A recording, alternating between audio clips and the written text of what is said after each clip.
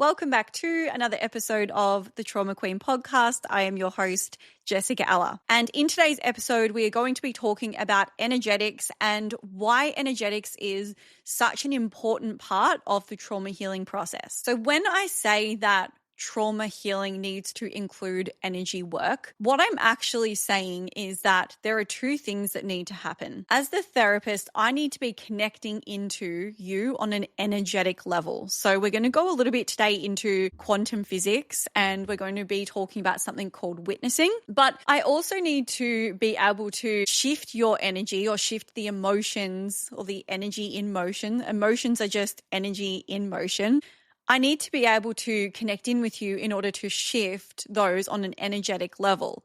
And if you think about it, our body, if you break it down, if you break down all of our cells onto the smallest particles and to the smallest level possible, we are just these waves of energy. There's these atoms that are filled with nothing. They're filled with vibration. And so when I talk about energy, what I'm actually talking about is frequency and vibration.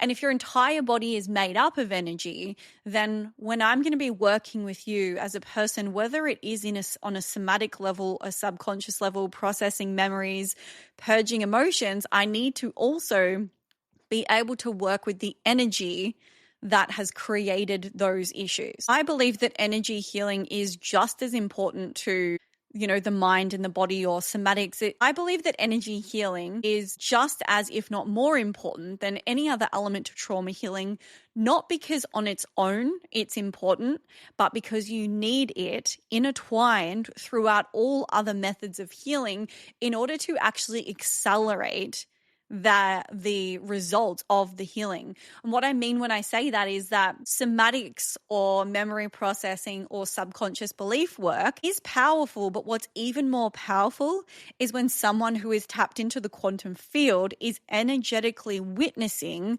those shifts and changes. And this is what in quantum physics is actually called the observer effect. So I'm going to talk to you about what the observer effect is and also how energetics and energy work is actually scientific. There's a lot of people out there that think that it is woo-woo, that it's made up, that it's ultra spiritual. But if you actually start to learn quantum physics, which is the most powerful form of science, and quantum physics is what's responsible for so many things that we use in everyday society now, and we kind of don't really think about how they work. We just take it for granted. Like, we don't think about the fact that Wi-Fi is a frequency traveling from a tower or a transmitter to a receiver. We don't think about the fact that, we go for an MRI or for an ultrasound and, there's not really this connection of like, how can this device see inside of our body if we're solid?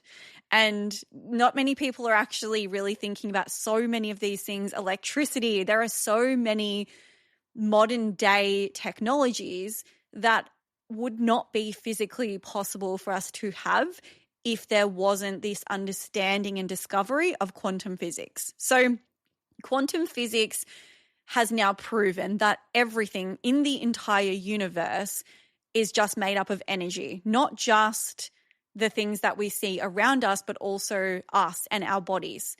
So traditional science told us that, I was this individual person sitting here and that I was this, separate object or separate person. And then there was this laptop in front of me and there was this camera and there was this plant and there were these other objects that were individual and separate. And that between me and the laptop or me and the microphone, there is space and distance and separation, or there is nothingness. The discovery of quantum physics was actually that I am also made up of the same particles as everything else in the entire universe. And what sets me apart is that I am vibrating at a different frequency. And so the particles that make up me, if you break them down to their smallest possible level, they are just energy pockets vibrating at different frequencies. And that is the same as the laptop, the plant, the trees, whatever it is. And so this discovery proved that we're actually not living in separateness. We're actually living inside this field, and this is the quantum field.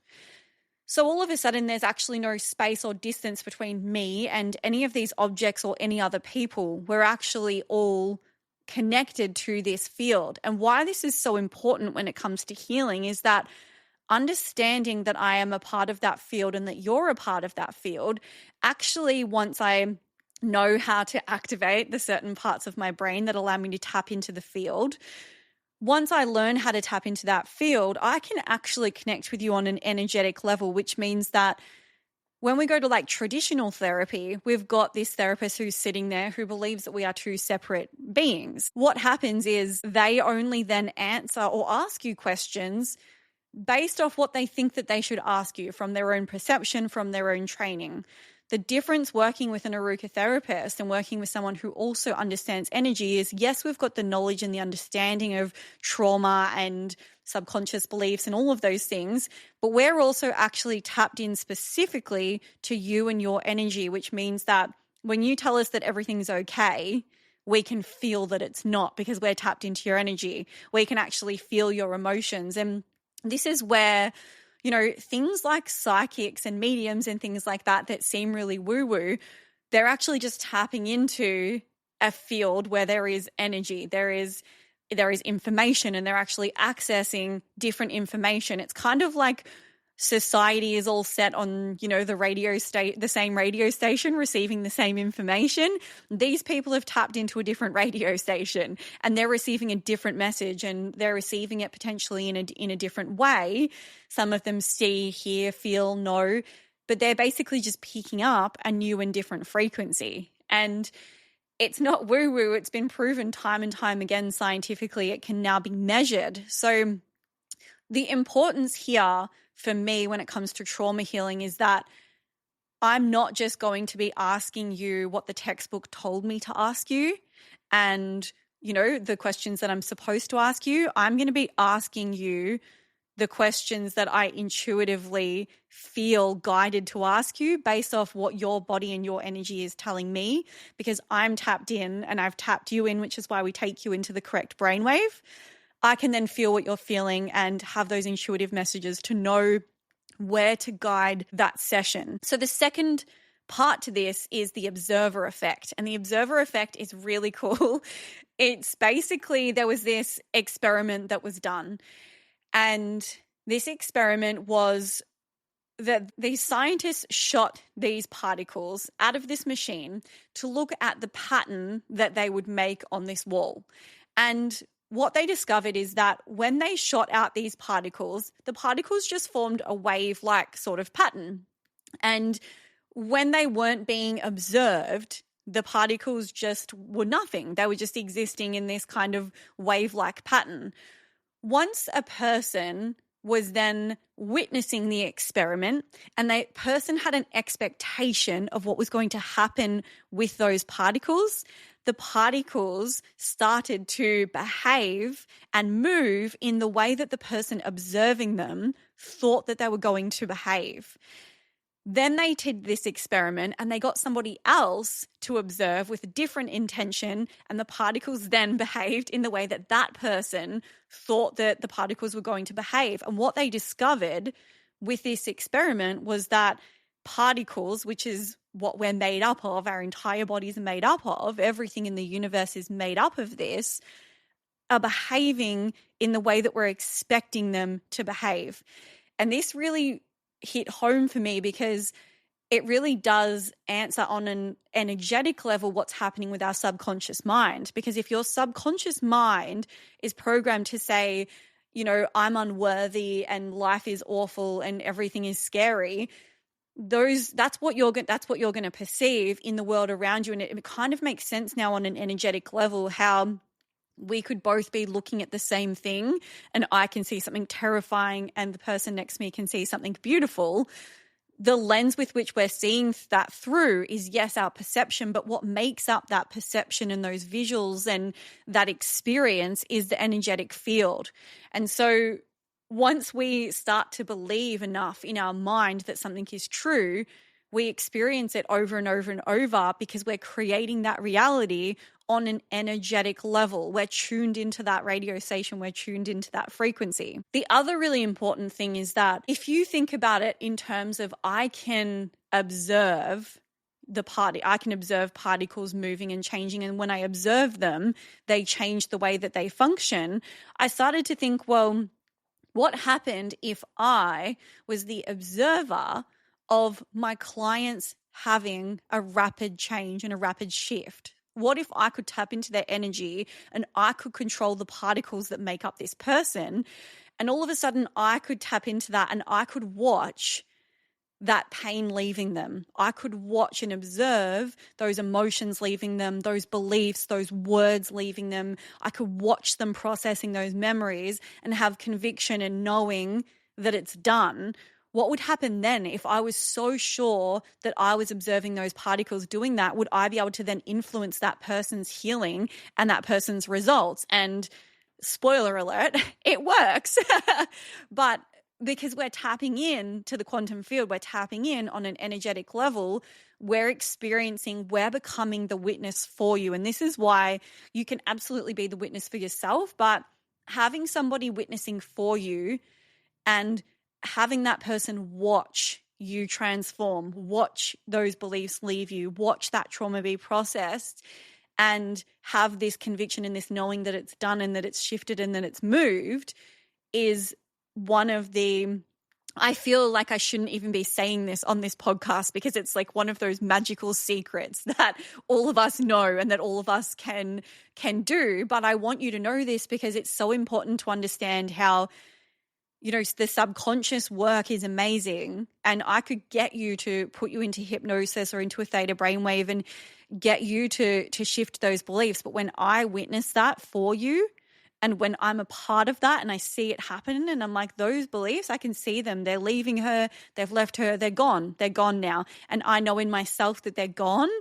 That's part of the power. That is part of what makes this trauma healing so powerful. So these emotions or energy in motion. So emotions is one of those things that we can kind of relate energy to because different emotions have different frequencies. And if we are an energetic being and, some people are like, oh, well, if we're connected to everything, then like, why do things get stuck in our bodies? And why don't they just go back out to the field? And the reality is they're stuck in our bodies because we're vibrating at that frequency. We're kind of like a magnet. And when we believe that we are worthless, we feel this feeling of shame and we're just attracting and magnetizing more shame. And we hold on to it because we believe that it's ours. And this is the bottom line, really. We don't actually have to keep holding on to it. We are a part of the field. We can actually release that emotion. We can let it go. But when the emotion lines up with who we believe that we are, we will continue to hold it. And we will continue to magnetize more of those experiences and more of those experiences that create the same feelings. And so again, for me, it comes back down to, the energy work is good. And you could go to an energy healer and you might feel amazing. They might shift some of those emotions for you. They might help you to move some of that stagnant energy. But at the end of the day, if you have this root core belief of I am worthless, you're going to magnetize more shame. And this is why energy healing, people go and they feel a little bit better and then they feel crappy again. It's because energy healing was never meant to be the entire solution. Energy healing is a part of the solution. Energy healing should be interwoven throughout these other powerful methods. So you absolutely can, like on the flip side, you can go to an energy healer and, get that energy shifted and it will keep coming back. But it's almost the same as well when you go to someone who does belief work or hypnotherapy or even memory processing. You can visually process those memories and you can rewire those subconscious beliefs, but it's so much more powerful and rapid if you do it with somebody who can move the energy as well, because the energy does eventually need to be moved. And so energy does naturally move. So if you are doing belief work, the shifting of those beliefs is a shifting of energy naturally. It's not like it's not happening all the time around us every day. We're constantly in the field of energy. We are, and people think, that they're not tapped into it, or that you have to tap into it and you can go out of it. Like, we just exist in it. We're always in it. So there's no going in and out of it.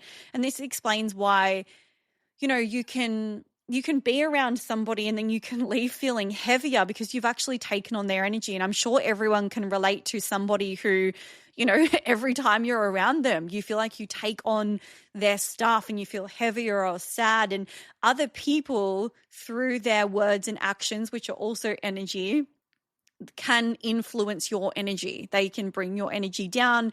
You can take on, someone says something hurtful, you can take that pain from them. You're taking that energy from them. So we are transferring and moving energy all the time. But if you're not intentionally working with somebody who knows how to shift that energy and work with it with that level of, I think I've said conviction like 4 times now, but with that level of conviction of knowing this is done and this is shifted and this is moved and this is complete, that witnessing, that observing, that shifting of energy is where it comes into play and where it's so much more powerful. So until you work with somebody who can read your energy but also pick up on what's underneath, the amount of times that people come to me and say, oh, I want to work on XYZ, and everything in me is screaming that it's ABC over here instead. If I just went with what they were saying to me superficially, they wouldn't have the results, because what they think is the problem is what their brain is telling them is the problem. But what actually is happening energetically and what they actually don't want to look at or feel or experience is this other thing over here. So when I'm tapped into their energy, I can feel and know where I need to take it instead of going where potentially they're telling me there is something there. I've had people where, I've said to them, I know that we've talked a lot about this person who has caused you a lot of harm, but I just keep getting this feeling that we need to talk more about this one specific person. And it might not even be a significant person. And all of a sudden they burst into tears and they're like, how did you know that that's, how did you know that I have an issue with them? Or how did you know that that's causing me pain? And a lot of the time there is no logical explanation other than every cell in my body just keeps bringing me back to that person's name, or it's like a flashing light. It's just this intuitive message that I get because I am tapped into their energy. So we're then working for that person's greatest and highest good from an intuitive level instead of just, as I said before, what the script is telling us to do. So most people think that trauma is just psychological, but but trauma does live, as we spoke about in the last episode, it lives in the body as well. And if it lives in the body, it's energetic. If it lives in the mind, it's energetic too. This is why energy healing has to go across all components. And this is why it's the last part of, or the last pillar that we're speaking about, because there is energy that makes up the belief. There is energy that makes up the memory. There is energy that makes up the feelings and the emotions. And so we have to be working with that energy in order to shift and process whatever that pain is, whether it's physical or emotional in our body. And so that energy starts to build up. And when we don't deal with it, it causes disease, dis-ease in our energetic field. And so all of a sudden, if we keep pushing this emotion down and we keep pushing it down, it starts to create that negative frequency in that area of your body, which then starts to affect the cells in that area of your body, because those cells are vibrational and they're matching whatever energy it is that has been moved there. And so again, if we come back to this frequency, that frequency can be shifted, that frequency can be moved, but we have to know how to tap into it. And this is where, when you are somatically releasing, when you're crying, when you're screaming, when you're verbally expressing things, you're moving that energy out of your body. Energy cannot be created or destroyed. It can only change form. And so you can't create new energy, and you can't destroy bad energy, we'll call it, even though there is no bad energy. It's all just frequencies, and it's just shifting into a new form. And so one thing that I always mention to my clients who live with a lot of shame is that shame, and that feeling of shame and disgust, is the lowest vibrational frequency that you can experience. It's on the energetic frequency scale, it is actually lower than death. So it is a really low, uncomfortable feeling that nobody wants to feel, but it's an uncomfortable frequency. And so when you're living in, and as so many women do, especially with sexual trauma, when you're living in that feeling of shame, you're magnetizing more shame, more disgust, more hate towards yourself, and it's building up and it's building up. And then we're getting all of these different sorts of health issues because we're living with so much shame. And so working again, coming back to like this energetic level, we need to be looking at, and this again to me is where I felt like I was able to move away from seeing emotions as these big scary things to being like an emotion is just energy in motion. And so I'm not afraid anymore of the feeling of shame or rage or whatever it is.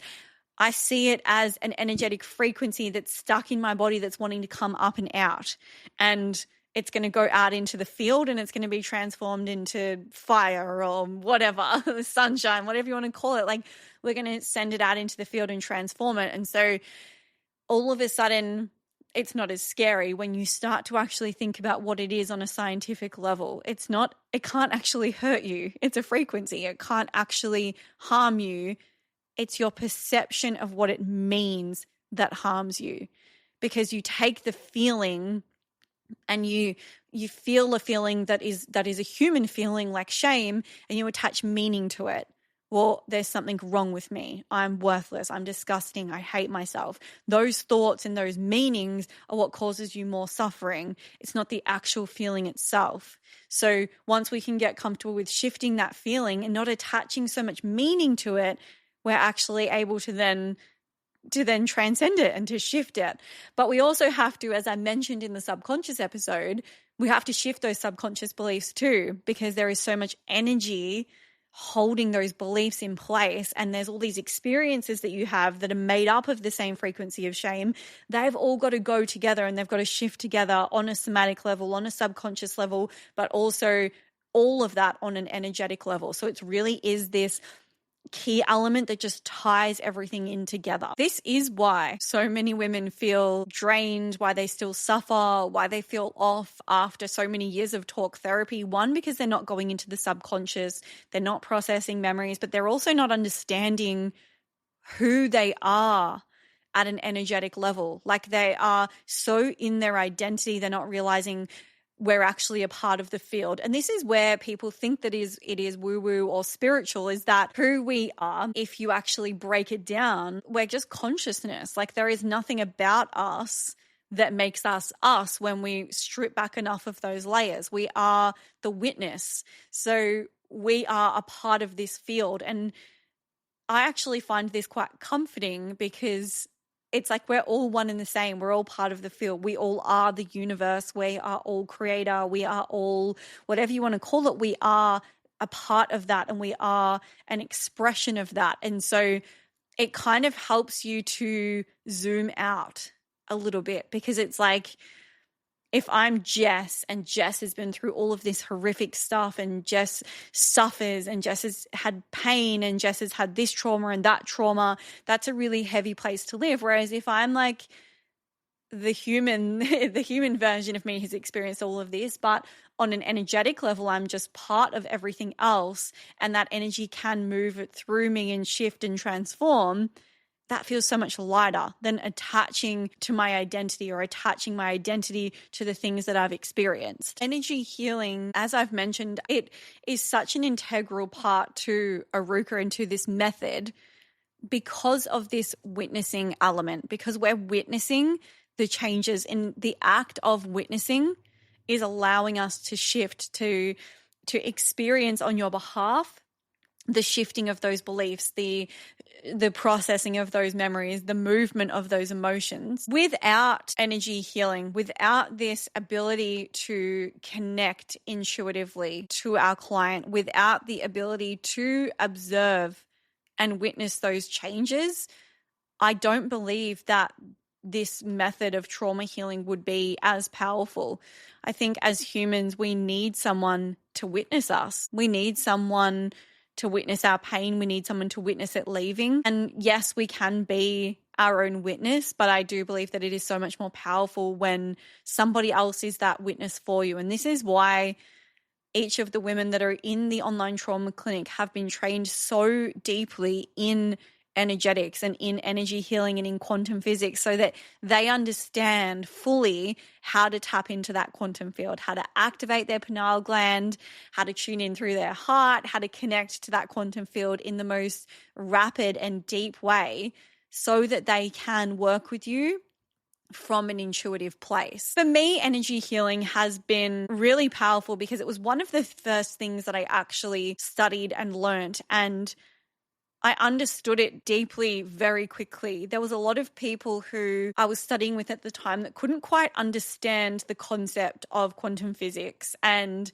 were just kind of like a bit scared off by it. And I, on the other hand, went down this rabbit hole of researching, of watching videos on YouTube, of watching every documentary, reading books, and just trying to understand it as deeply as possible.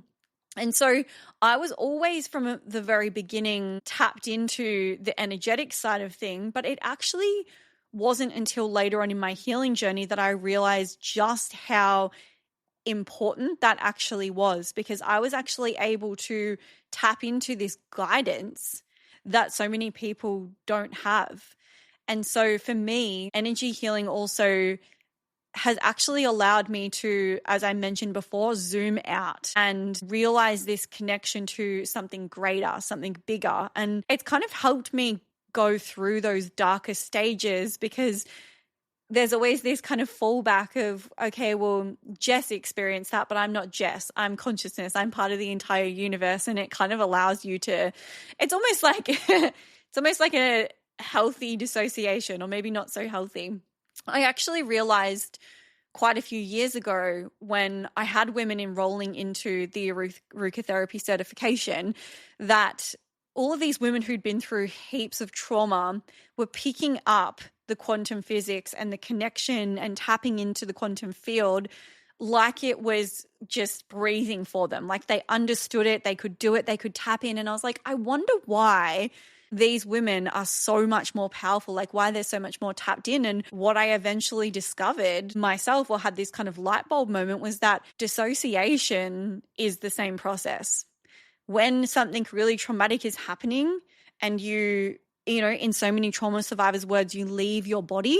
It's what it feels like. You float up above your body. You've got blurry eyes. It feels like you're in a dream. This is something that happens to trauma survivors, but that's the place that you actually go when you connect into the quantum field. It's also, I went through a period where I listened to audiobooks and was reading books from a heap of different people who had died and come back to life. And I was really obsessed in finding the synchronicities, and the synchronicities between all of these people who had passed over and come back was that they had gone through these layers up to this, whether it was a light or whether it was a feeling of just this connection and openness and expansiveness and understanding, love, compassion. They all explained it the same way. And the feeling and the way that they described it was the same feeling that I used to have when I would go into dissociation.